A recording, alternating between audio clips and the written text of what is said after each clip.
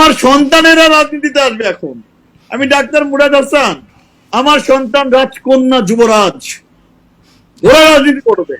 ওই জাইমা রহমানের মতো একটা লুচ্চা প্রতি রাতে কৃষ্ণাঙ্গদের সঙ্গে না ঘুমাইলে যার ঘুমায় না, এই ধরনের মানে কুলাঙ্গারদেরকে বাংলাদেশে আইনা নেতৃত্ব করাবে বিএনপি, এই স্বপ্ন বাংলার মাটিতে হবে না। এখন এই তারেক জিয়াকে কিছু বলবেন না? আপনি সবাইকে বলছেন তারেক জিয়া কিছু বলবেন না? তারেক জিয়া সম্পর্কে তো এটা তো মানুষের জাতি না এটা ভাইয়া। আপনি যদি ওর সম্পর্কে কথা বলতে বলেন, আমি একজন ডাক্তার মানুষ ভাই, শোনেন, আমি একজন মেম্বার অফ পার্লামেন্ট, আমি একজন প্রতিমন্ত্রী, মাননীয় প্রধানমন্ত্রী আমাকে বানাইছে, আমার মুখ ভীষণ খারাপ। আপনি ওই যে আমাদের সিআরআইতে যারা কাজ করে না, ওদেরকে বলবেন যে মুরাদ ভাইয়ের মুখ কেমন খারাপ রে, তো ওরা বলবে যে ভাই আশেপাশে যায় না, কানের পর্দা ফাটা ফেলবে। তো আমি ওর সম্পর্কে খালি এটাই বলবো যে এই বেদনমা সম্পর্কে আমার কিছু বলার নাই। ও বেগম জিয়ার পোলা না কার পোলা এটা আল্লাহ জানে। ও কি জিয়াউর রহমানের পোলা না কার পোলা এটা আল্লাহ রাব্বুল আলামিন ছাড়া কেউ বলতে পারবে না। এর চেয়ে বেশি কিছু বলার নাই ভাই আমার। হালকা কনফিউশন তো থাকতে পারে ওটা নিয়ে।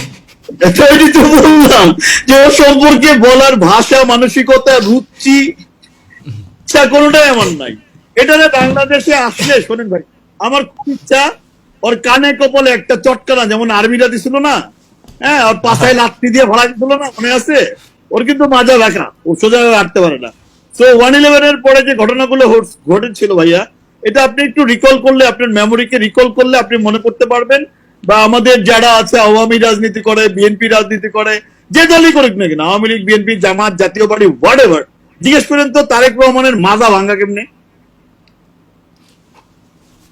সে আর্মিদের গায়ে হাত তুলেছিল, সে যখন হাওয়া ভবন, খোয়াব ভবন 2001 থেকে 2006 ভাইয়া, আমরা ওই সময় মেডিকেল থেকে কেবল এমবিবিএস পাস করছি।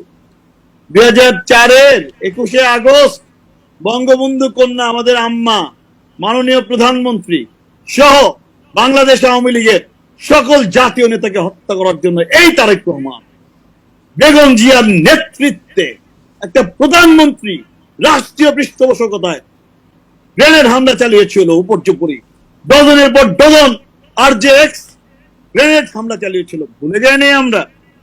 24 জন আওয়ামী লীগের নেতা কর্মী, আমার মা বোনেদের আইবুর রহমান সহ সশ্রদ্ধ ভোরে তাকে আমি স্মরণ করি। আমাদের কর্পোরাল মাহবুব শেষ বুলেটের গুলিগুলো নিজের শরীরে নিয়ে বঙ্গবন্ধু কন্যাকে তার সেই গাড়িতে তুলে দিয়েছিল। ভাইরা, আমরা কথা বললে বিএনপি বেগম জিয়ার গায়ে কাপড় থাকবে না, কাপড় চোপড় থাকবে না কারো গায়ে। But they still brag about what they did, all this heinous work. তারা এগুলো proud feel করে। I don't understand why. What's their psychology? এবং তারা বাংলাদেশে proud feel করবে কেন? ওরা তো psycho, insane. Yeah, I'm sorry correct. to say, yeah. They're mentally disordered. Exactly. Yes.